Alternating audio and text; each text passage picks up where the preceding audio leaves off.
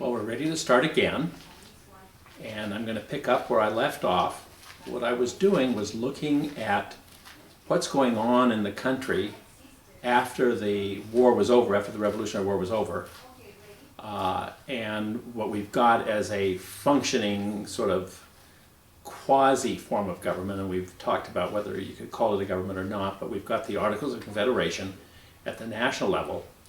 And there's an argument, you could make a case that, yeah, it's a government, but it's a little bit questionable, and it's open to discussion. But what we clearly have are state governments. Each of the states, as I told you, had adopted a state constitution. These are very clearly legitimate governments. They are based on the principles of a republic. All of them were very conscious about being republics. All of them were very adamant about rejecting any kind of hereditary power. And so we're starting by looking at the states because they clearly have state governments that are functioning. We're looking at what those governments are going to be doing and what's going on in the country. And then when we finish the states, maybe later today, if I get that done, we'll look at what's going on at the national level, or at the, with the Congress and with the Articles of Confederation. But I was telling you, states are not doing well. States, it's very uneven, it's very hard to generalize, because every state's a little bit different, but the closest we can come to some kind of a sort of a standard generalization that would sort of apply more or less to the states in general is they are not doing well. Things are not going well for the country after independence. Here we fought to get the independence, we got it, and now we're in trouble. So it's kind of a tough situation. It's kind of ironic. And as I said, the states have several problems, but dominating them is the fact that they have state debts. During the war, states had borrowed money to pay the cost of their part of fighting the war. That meant the money went to the support of their militias.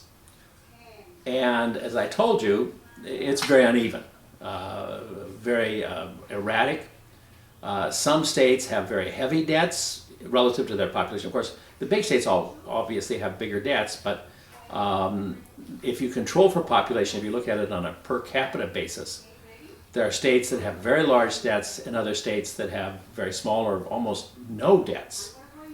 And that reflects the fact, as I told you, that the fighting of the war was much more concentrated in the north than in the south. There was some combat in the south, although in the south a lot of times the fighting was loyalists versus patriots. It was Americans versus Americans. That was more common than the British fighting the Americans in the South. But reflecting the fact that there was more fighting in the North, northern states generally have larger debts.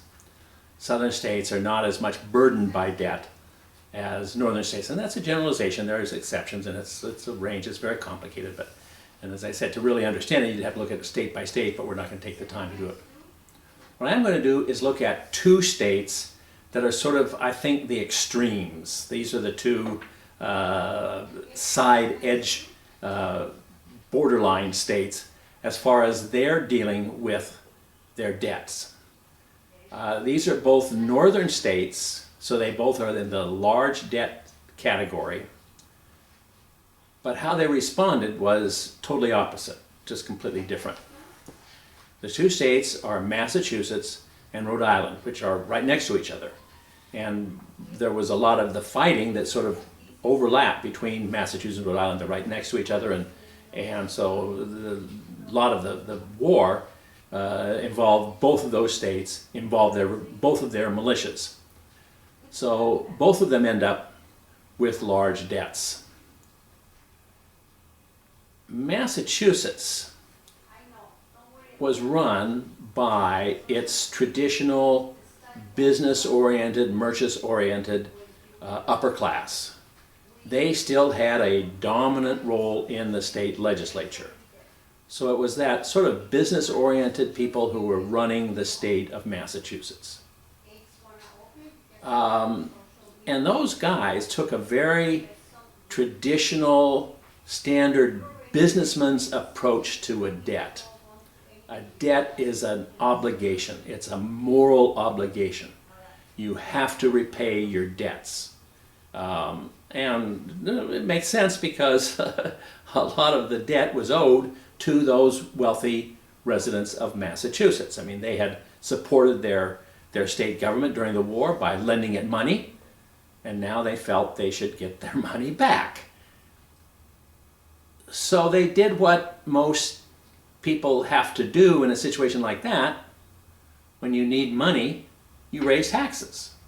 So the state of Massachusetts had some very high taxes to enable them to maintain their commitments on their debts.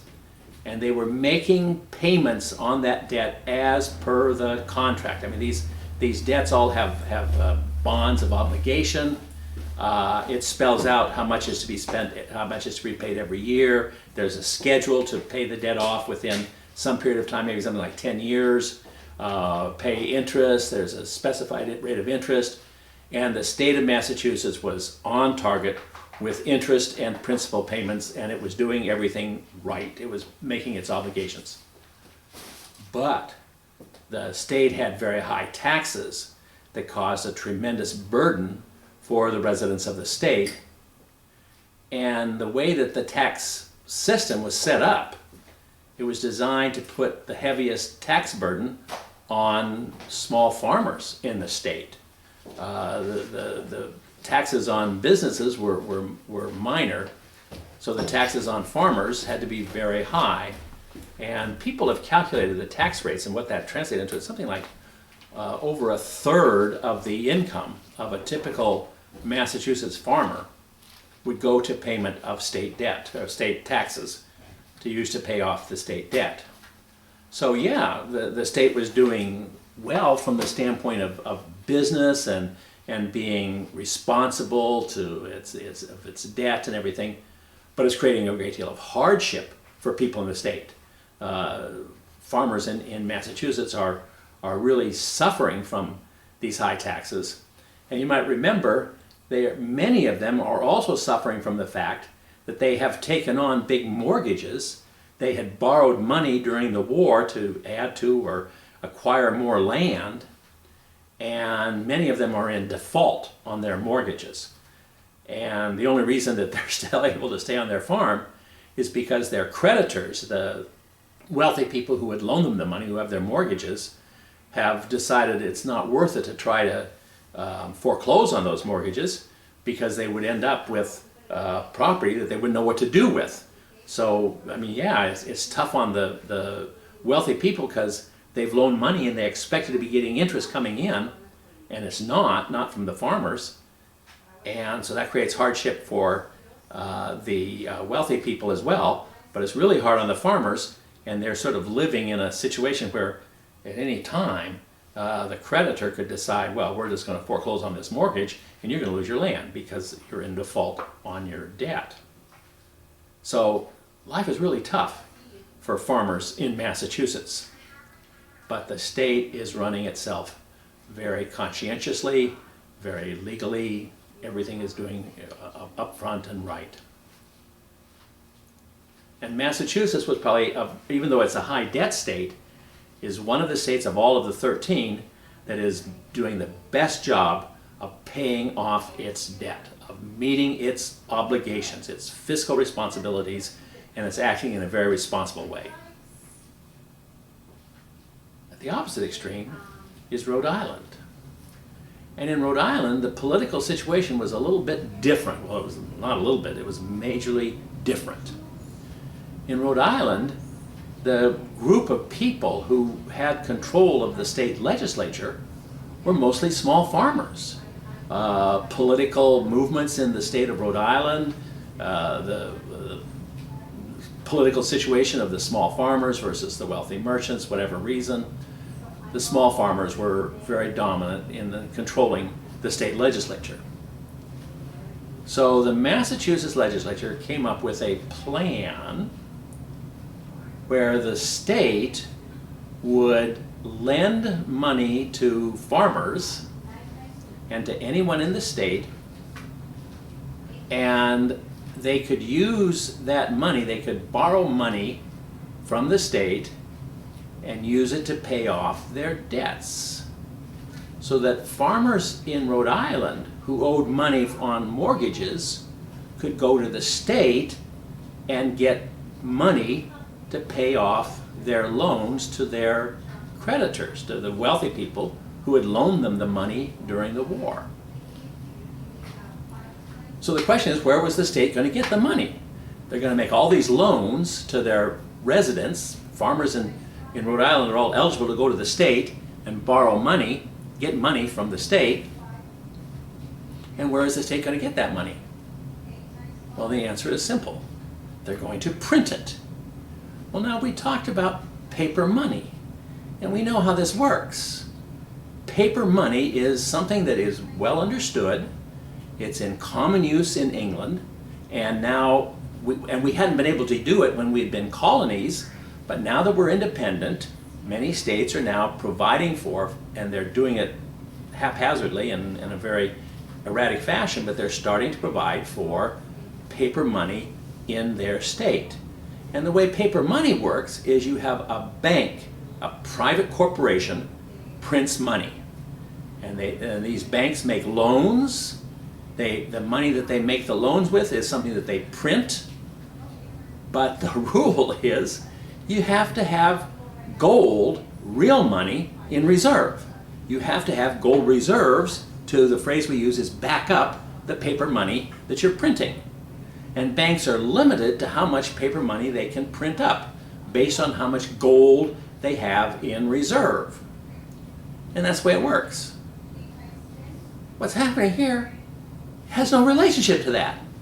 First of all, the loans are being made by the state, not private corporations, not banks. It's the state government that's doing this, which is not the way it works. And as far as having gold reserves, forget about it. The state has no gold to back up its paper currency. They're just printing it and then giving it out. Well, they're lending it to farmers. And theoretically, it's a loan. Theoretically, the farmers will repay the loan with gold, which will then be able to redeem the paper money. But everybody sort of knows that that's not going to happen. The state is just going to sort of forget about this, and the farmers are just going to get this paper money and pay off their loans. Well, everybody knows that. So naturally, the wealthy guys won't accept the money. They know it's fake. It's not real money. Real money is backed up by gold and is issued by a bank. This is not real money. So people wouldn't accept it. They'd say, no, get out of here. You can't pay off your loan with that fake paper. I loaned you money in gold. I loaned you real money. You have to pay me back in real money. So they won't accept it. So the state legislature passed a law requiring people to accept the paper money, even though it was fake. It's against the law in Rhode Island to refuse to accept the state's fake paper money. Well, wealthy people in Rhode Island were literally running out of the state. They were getting in carriages or whatever, and fast out of the state as they can to escape their debtors, who are going to come to try to pay off their loans. You know, it's kind of funny. Sometimes when you have a debt situation, it's the creditor who wants the money. And the creditor will be chasing after the debtor saying, give me your money, give me your money. And we've sort of got the opposite situation here in crazy Rhode Island, where the debtors are chasing after the creditors and saying, here's the money, I want to pay off my loan. And the creditors saying, no, I don't want to take it. And they're running out of the state. And it's crazy. Really, what's going on here? Let's think about this for a minute. These wealthy guys had, as I said, loaned real money to the farmers back during the war, when the farmers were out trying to acquire additional land and everything, when it was a profitable thing to do because food prices were so high, agricultural prices were so high, so that it was really desirable to acquire more land. So a lot of people who acquired more land, they borrowed money, they borrowed gold to acquire the land, and now they're going to pay it off with essentially nothing. What are they going to do? They're being able to kind of take money from the wealthy people. What could we call that? Could we call that theft? That's what it amounted to. The state government is there to protect the rights of the people, including the wealthy people. Among those rights is their property, and the state, instead of protecting the property of wealthy people, is taking it away. It's the state legislature that's passing laws with this sort of fake paper money scam that the states come up with, and taking away people's property. This is wrong. This is the opposite of what we're supposed to be doing. We're supposed to be having Republican governments that exist to protect the rights of the people, and it's the opposite. It's crazy. Now, Rhode Island was the only state where that was happening, but there were farmers in other states that are looking at this and figuring, well, maybe we can get into power, we can get control of our state legislature and do the same thing as in Rhode Island. And I'm not sure about every state. I know that in North Carolina, there was quite an advanced movement. The North Carolina politics are really complicated, and I don't understand all of North Carolina politics, but as I don't understand the politics of each and every single state. But I know that there was quite a movement by small farmers in Rhode Island, in North Carolina, to gain control in the political legislature, to win elections and be able to take power, and to sort of follow in the path of Rhode Island with the paper money scam. And there was talk about it. Rhode Island was sort of in the lead, but North Carolina was one state that was following it. I don't know. Every other state had some people trying to, in one way or another. I don't know how close they were in every state, but what was going on. But there were people who were saying, "Hey, let's do the same thing." It's not working. The system is failing. And what's happening is people who are wealthy people who have loaned money in good faith are not getting it back. Now in Massachusetts they are. In other states they're doing it unevenly. No state was as good as Massachusetts at paying off its debt. But other states are doing it. They're doing it with mixed results, and you'd have to look at each and every state. Some states are doing better, some states are doing poor. It's a mixed bag. But there are a lot of people in the country who had loaned money, have issued and had received a mortgage as a legal document to justify that loan, and they're not getting paid. And that creates hardships. That creates hardships for the wealthy people. And in addition to screwing around with their debt, and in some cases doing a good job with it, and in some cases doing a horrible job, and every state is somewhere in between, states are also using the fact that they control their trade. And states then are using their power to regulate trade to try to help out the people in their state. I mean, that makes sense. That's logical.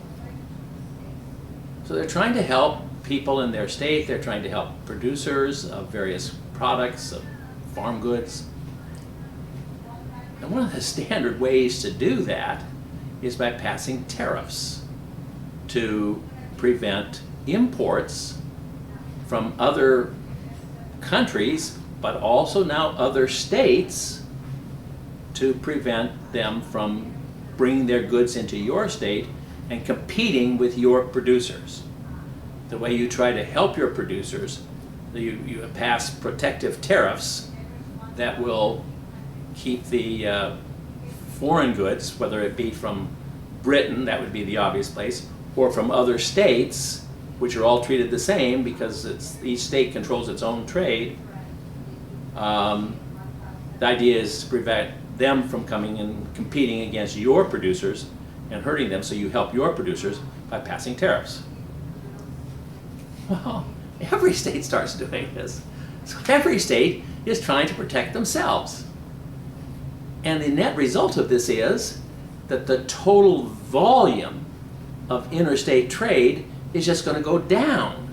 Everybody's trying to get at everybody, and so everybody's hurting everybody else, but everybody's getting hurt. And the volume of trade is just going down. And states are also playing games with this business of trade. They're trying to figure out some way to pass a set of tariffs to get at the other states and help themselves, but sometimes the ways they're doing it are really goofy and a little bit hard to figure out sometimes. If you look at this historically and you say, what's the state doing here? Why they are doing that? And a lot of times it doesn't make any sense. And sometimes it's really goofy. Just as an example of the kind of goofy things that go on, the state of Connecticut came up with this scheme to have real low tariffs on goods from England, and which is starting to be a major trading partner, where the trade between the United States and England, which of course had been cut off during the war, is slowly starting to revive, and we're rebuilding the trade which had been so prominent before the war. So much a part of the American economy was our trade with England, and that's starting to come back. And so Rhode Island figured, well, let's put real low tariffs on English goods, and our tariffs will be lower than all the other states on English goods. And so the English merchants will ship all of their things to Connecticut, because we're providing the lowest tariffs and will attract all of that trade with England. And then all of the goods will come to us, and then we can sell them throughout the whole country, and our merchants can be buying stuff from English merchants and selling it to merchants in other states, and they'll make a lot of money, and this will benefit the Connecticut merchants significantly. Well, you can probably see through this scheme. You can see the hole in this scheme, because other states are going to say, well, the hell with that, and they are going to impose very high tariffs on products coming from Connecticut, so that Connecticut merchants are buying these goods from English merchants, and yeah, English merchants are loading their stuff and really selling a lot of stuff to Connecticut merchants, but then Connecticut merchants can't turn around and sell it to other states because other states retaliate, and so they end up with a lot of stuff on their hands that they can't use, and it's a disaster. And so, but this is the kind of thing that goes on a lot. I mean, that's just one little example that I'm familiar with, and it goes on a lot. I mean, and states are all trying to punish each other, and they end up punishing themselves. So the country is in bad shape, and it's because regulation of trade under the Articles of Confederation was left up to each state. So there's that problem. And it's causing real problems for the country. And then we look at the national government. And we look at Congress. And Congress, of course, has massive debts. I don't have the numbers in my head. It's a little bit hard to calculate because people were using different units of money at that time. So it's a very complex situation. You'd spend a lot of time trying to straighten it out and trying to look at change the currency from one state to another, and it's a mess. But as a generalization, Congress has very significant debts, half of which they owe to Americans, half of which they owe to foreigners. Congress has borrowed a lot of money during the war in order to be able to fight the war. So they now have this debt, and they can't pay it. They can't tax. Two things I told you Congress could not do. One I was talking about a couple of minutes ago, Congress does not regulate trade of the country. It's left up to each state, and Congress cannot tax. and so Congress can't pay its debt. So as I said, that's creating real hardships for people, many of whom had loaned money to Congress under very adverse conditions. I mean, lending money to Congress during the war, when Congress is fighting a war against England, I mean, that's an act of treason by English standards. So, you know, if you lend money to Congress, which many Americans did, I'm surprised, I told you, I'm amazed that anybody would lend money to Congress under those circumstances, because if things don't go well, and it looks like they're not going to go well, you're going to end up losing the war, and you're going to be a traitor, and you're going to be executed. So lending the money to Congress was a life-threatening act, and people did it. People came through because they believed in America, they supported the idea of independence, and they were willing to put their money out there and actually lend the money with no guarantee they're ever going to get it back. And sure enough, they're not getting it back. They now have bags of bonds issued by Congress. And Congress would issue a bond as sort of a verification of the loan. It's like a glorified IOU. It's a legal document. There's people with lots of bonds from Congress that are not doing them any good. Theoretically, that's an asset, but it's what economists call a non-performing asset. It's not doing you any money. You're not getting any interest on that. You're not getting any interest or principal on the loan that you made to Congress. So in fact, what's happening, of course, is that many of the bondholders are getting discouraged, and they're starting to sell these bonds in an open market. And in many American cities, there's an actual market. There's an actual building in downtown somewhere where people could get together, people who are trying to buy bonds or are willing to buy bonds, and people who are willing to sell them can come together, and it's a classic market with, you know, buy it here, sell it there, da da da. And so there's starting to be a lot of turnover in these bonds, and as you can expect, the price of the bonds is slowly going down. I mean, they're not going to zero, which you might think. Think that these bonds, with no evidence that Congress is ever going to pay it off, might just go for nothing. Well, that's not true. It wasn't that bad. But certainly the general trend was a downward movement on bonds. The price of bonds is going down. People who buy bonds at a certain price because they think, well, maybe something's going to happen, maybe I'll get out of this, and then a year later or whatever, they give up and they sell it at a lower price. They're losing money on the deal. And it's tough. As just sort of a rounding off number, we can say that by, say, I'm just going to pick out by 1787, 6 years after the war is over, the sort of the going market price for bonds was about 50% of their face value. They've depreciated by about 50%. So this is happening, and Congress can't do anything about it. And as I say, it's causing hardships for wealthy people. Now, one area where Congress has authority and where it is responsible is foreign policy. So let me look at foreign policy for a minute. It's nothing good. There's no good news here. You know, I've been telling you everything's bad. Well, our foreign relationships are also bad. Let me just talk about our relationship with the three major world powers of Western Europe, and that would be England, Spain, and France. England had recognized our independence. They'd signed this treaty, and they, among other things, they turned over to us, they gave us that land in the West that we'd been after. And they have some forts out there in the West that they had been maintaining, and they'd been using as forts against the Indians, first of all against the French back in those days, and then against us. And so they've got forts out in various locations out in the West. It's now U.S. territory. They gave that territory to us.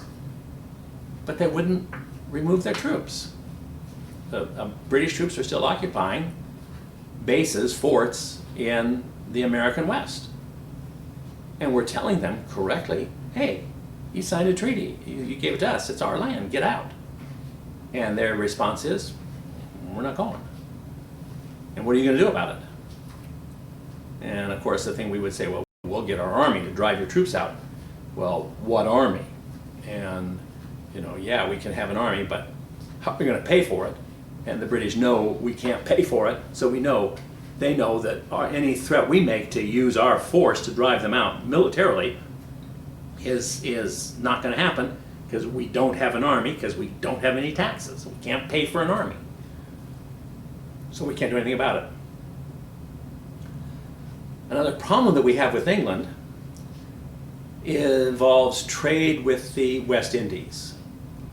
And we've talked about trade with the West Indies. That was very valuable to Americans. After our trade with England itself, our most important trade was down in the Caribbean and the West Indies. And you know that forever it had been illegal for us to trade with the foreign West Indies, and we had done that illegally, and that's a big issue, and that's what led England to pass set up the whole Admiralty Court and Board of Customs Commissioners to try to stop that illegal trade, and that had gone on forever. That's been a big issue for as long as anybody can remember. Well, now we're independent. We can trade with the foreign West Indies legally. We can trade with places like Cuba and Haiti and what is now the Dominican Republic and Puerto Rico and small islands around the Caribbean, Aruba, a Dutch colony. We can trade that legally, and so that trade increases, and that's good. That's a plus. That's one of the real positive things that's happening, is that we can now trade legally with the foreign West Indies. But almost, we had also traded with the British West Indies, and that was legal. So that was a lot of trade. We did a lot of trade with places like Bermuda and Barbados and Jamaica, the British islands in the Caribbean, and that was really important. And then of course that was legal. I mean, that was why we did a lot of that, because it was easier. You didn't have to worry about fighting against the law and dealing with the possibility of having your cargo confiscated or something. So we always took that trade with the British West Indies for granted. And now England will not allow us to trade with their colonies in the West Indies. Their policy had been mercantilism. The idea is to help the British West Indies by giving them a market in America, because we were British subjects, so we were there to help the British subjects in the West Indies, and there to help us with their trade. But we're no longer British subjects, so we no longer can trade with them. I mean, the trade of the British Caribbean was limited to British subjects. That had been us, but it no longer is. And England could never enforce the law stopping us from trading with the foreign West Indies, but they can and they do enforce the law preventing us from trading with the British West Indies. And we can go to them and we say to them, look, the trade with us benefits the British West Indies. That's why the trade had been going on all along. And you're hurting the British West Indies by not allowing them to trade with us. And England says, we don't care. You know, too bad. We'll figure it out. We'll suck it up. We'll find a way to deal with it. But you can't trade with our colonies because you're not British subjects anymore. We get nowhere. So we have very poor relations with England. Now let me look at Spain.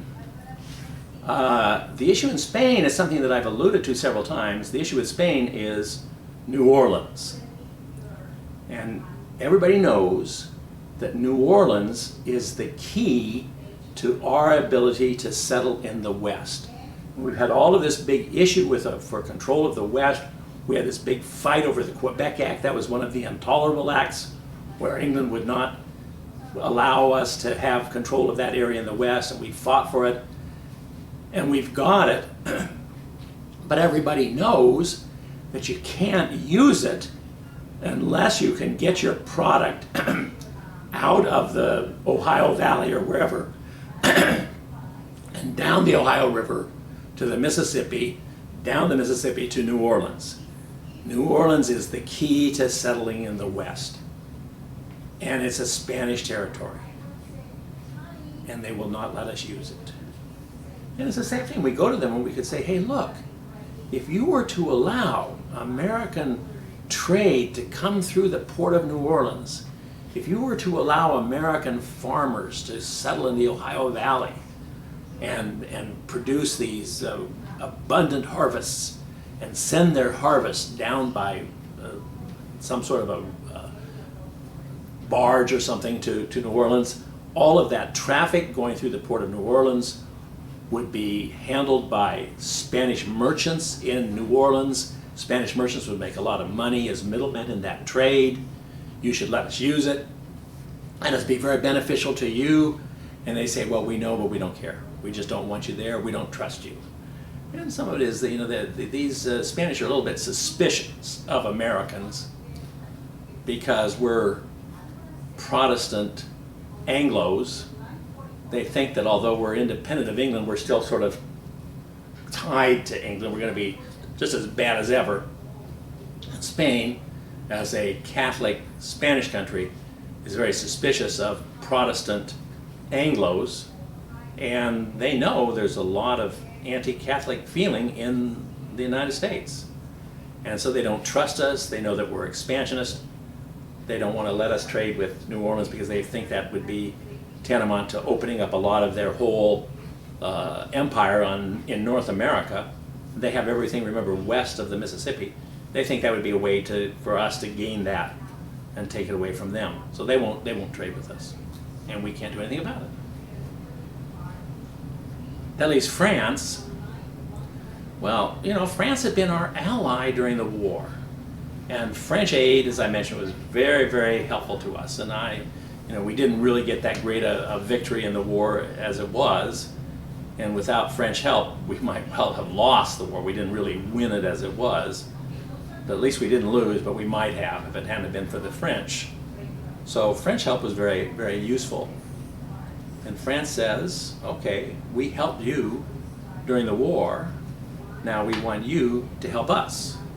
And we have all sorts of other political, diplomatic activities that we're engaged in.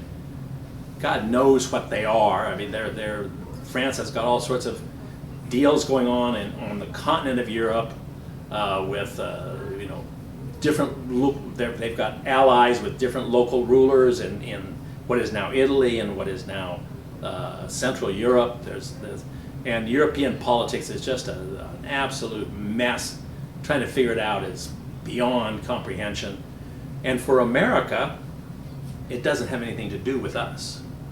We don't care about any of these political scams that France is trying to pull by taking over one of the Italian cities and the local ruler there and having him become an ally of France. It has nothing to do with us. I mean, all we care about with Italy and with the whole Mediterranean and all of Europe is just to trade. I mean, that's all we care about, just trade. We don't want to get involved in any of the local politics. And France wants us to get involved in local politics and get in on their side in issues that we consider irrelevant. And they're really after us about this, and it's causing us a lot of anguish because they're demanding that we support their political deals in Europe. So we've got problems with all of those European countries. Now, Congress does do something positive, however. There is finally, we can talk about something positive coming out of this whole period with the articles and in basically the 1780s. And the key is that Congress had control of the land in the West. That was crucial to getting the Articles of Confederation ratified. It was because Virginia, under pressure from Maryland, but also under pressure from their own governor, Thomas Jefferson, who said that Virginia should give up that land in order to remain a small state, in order to remain a republic. So that land went to Congress, and there are two aspects of that. You should understand what that involved. It involves two things. One, Congress literally owned the land. The land as property belonged to Congress. So that was one thing. Congress was the owner of the land, but Congress was also going to govern the land, which is weird because we've got 13 states and Congress has no authority to really govern in any of those states. Each of those states has a state government that governs it. So Congress really cannot do much governing in the 13 states, but it has all this land in the West which it can govern.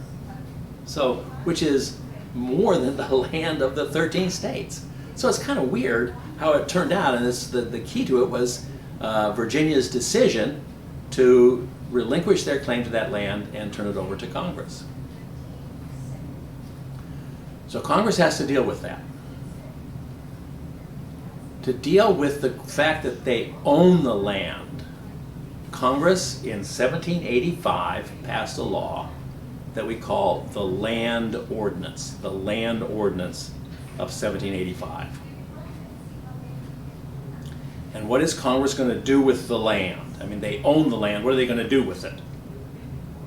Well, the answer is pretty simple, and it's sort of obvious. They're going to sell it. They're going to sell that land.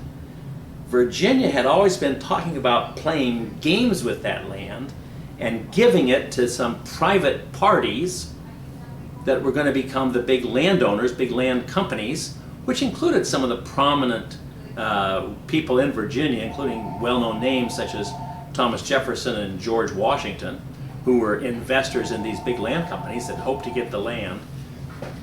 And Virginia's policy was to let private parties sell the land and let them have the money, and all the state is going to do is give it away to the private parties.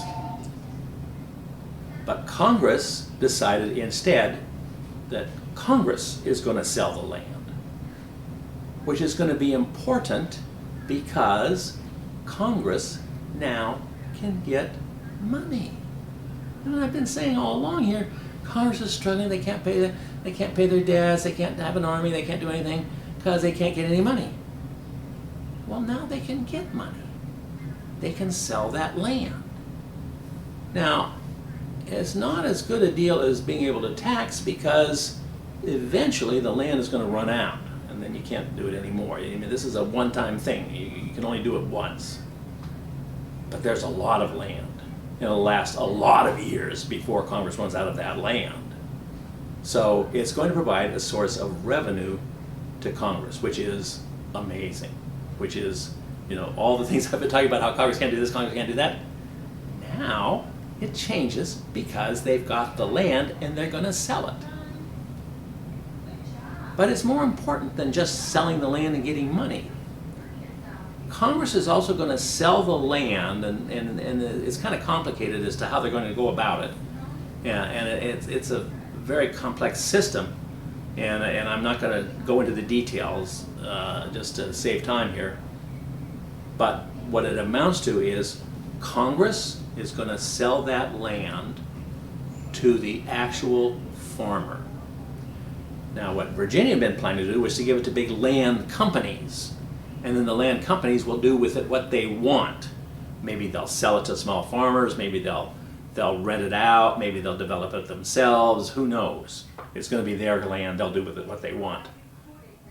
But Congress is making rules that the whole idea is to sell land to small farmers, which is going to mean that that land in the West is going to become an area of small family farmers.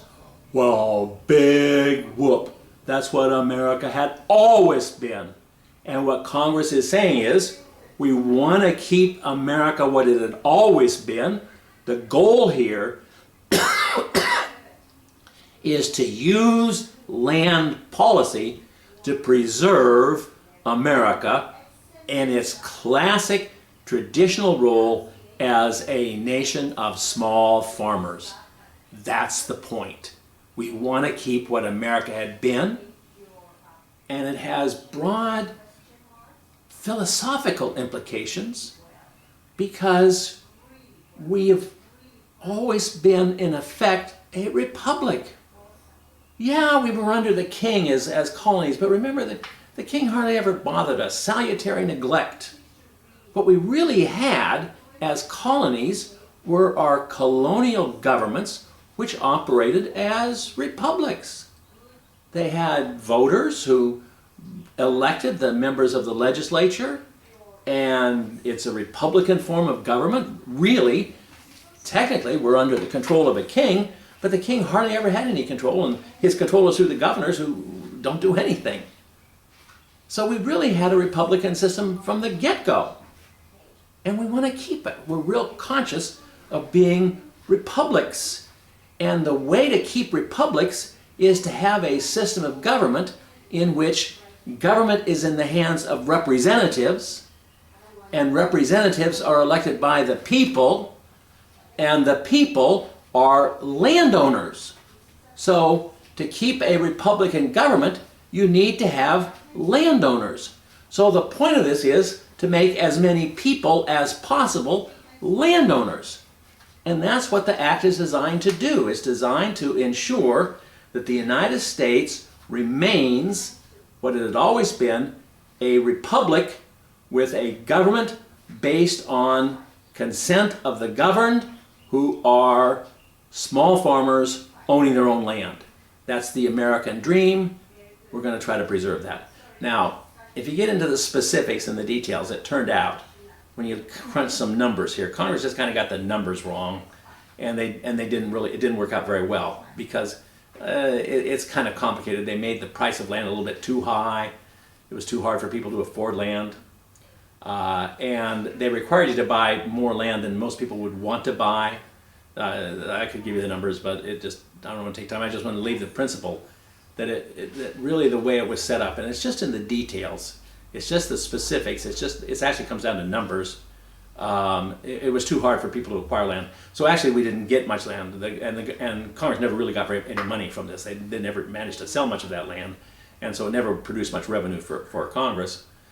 But over the long run, I mean, that's just a matter of the numbers, and you can easily just change the numbers, you know. So over time we tweaked the numbers and got it better, and eventually we ended up selling a lot of our land. And over the next century, we acquired a lot more land. We'll look at some of the ways that we acquired more land, but we ended up having a lot of land, and in all the rest of the land that we acquired, the Northwest, the land ordinance only applied to that Northwest territory that Virginia given to us. It only applied to the land from the Ohio River to the Great Lakes, from the Appalachians to the Mississippi River. It's just that Northwest section of land. That's all that Virginia gave to us. The land in the Southeast was with the other states, and eventually they would do it. It's complicated, but so the ordinance only applied to a part of the land. But we later did the same thing in the rest of the land in the Southwest as well. And as we acquired land all the way out to the Pacific, we always used the same principle, the same policies for disposing of land, and even here in California, we use a lot of our land is held under provision of the land ordinance of 1785. You know, that it was used for the whole continent. It worked very well. It did succeed in keeping America as a republic, and I don't need to say, but you know that the answer is for white males. But that we're not going to talk about that one right today. So you know, that was a good thing. Congress passed that land ordinance. That was a very positive thing, and it worked very well. And it worked till we ran out of land. Eventually, 100 years later, or arable land. Government still owns a lot of land, but it's mostly just desert and not usable for agriculture. Now then, Congress also then passed in 1787 the Northwest Ordinance, the Northwest Ordinance of 1787. And this set up a government for what was called the Northwest Territory. That land that we had acquired from Virginia, which is, I told you, that Northwest, that was designated as the Northwest Territory. And a government was established for that territory. And the government consisted of a territorial governor appointed by Congress with 3 territorial judges appointed by the governor. Now, this is not a Republican government. And then, so this looks like, if you just look at the basic words of the law, it looks like a contradiction of what I've been saying and emphasizing, this whole idea of our commitment to Republican government. This is not a republic. The governor is appointed by Congress, and he's the sole governor. But the whole idea had been that this territorial government was only a transitional, short-term, temporary government. And the point was there were not enough people in the territory to function as a real government. You can't have a government when there's only 8 people. Now, I'm leaving out the obvious here because I'm hoping that everybody knows the obvious. Of course, there are a lot of people there, but they don't count because they're not white. So I hope I don't have to keep hammering away at that. I hope that you got it now, that we're a white male society. So I don't have to keep saying it, you know it. And that's what applies to this territory. There's not any white, or there are very few white males. And what the law did was it set up a procedure. It's a little bit complicated, and I won't get into the details. But the procedure is that when the population gets to a certain level, it can become, it'll establish a territorial assembly of some kind. And the people who live there will be able to elect delegates to this territorial assembly, which is only a transitional government. And it doesn't have any power, but it's an advisory body. And the idea is that it's kind of like a training time for the people to live here to have an elected government. They're going to be able to elect this assembly and kind of get some experience with having elections and having the assembly meet and so forth. And when the area gets to be another number, when it gets large enough, then the assembly can act as a legislature, draft a proposed constitution for a state, and if Congress accepts that proposed constitution, then it can become a state. And it will have its own state government, and its state government will be the same as the original 13 states. We're not going to have any subordinate states. We're going to have all states remaining equal, and as the territory gets more and more built up, we'll have more and more states, and they will all have their own state government, and then we'll have republics throughout the whole area. The deal with Virginia was, one of the things that Virginia had done when they gave that land to Congress, and this was what Jefferson insisted on, because Jefferson is sort of the guy who's getting that deal done in Virginia. One of the deals was that Congress had to ensure that there would be at least 5 states in that territory, between 5 and 10. If Jefferson had had his preference, it would have been 10, because that would have meant by definition the states would have been smaller, and he wants small states because small states are where republics work. It turned out there were only 5, the minimum number, which was not what Jefferson would have preferred, but that's the way it turned out. So there were 5 states carved in that territory, and those were Ohio in 1803, Indiana in 1816, Illinois in 1818, Michigan in 1837, and Wisconsin in 1848. So I know all the states, and I know the dates that they became states. And don't anybody check me, because I may have just faked on some of those numbers, but anyway, some of those dates. But eventually 5 states came out of that. And again, as we acquired additional territory, we used the same principles of the Northwest Ordinance of 1787. That was done with all of the states that we eventually added to the Union, except, ironically, 2 states. 2 states never went through that sort of that training process of becoming a territory and then eventually sort of evolving into statehood. The 2 states were Texas and California. And those were sort of exceptions to the rule. And the reason they were exceptions was because in both of those cases, by the time that territory became part of the United States, there were already enough people there. It was already well in excess of the minimum number required for statehood, which I think was 60,000. You know, if you got 5,000, you could have a territorial government. If you got 60,000, I'm not sure that I have those numbers right. But you could become statehood. Well, there were already more than 60,000 people when California became U.S. territory. So we went immediately to statehood. We never had sort of that transitional phase of a territory. Texas was also the same. Texas was also acquired by the U.S. when it already had a very large number of Americans living there.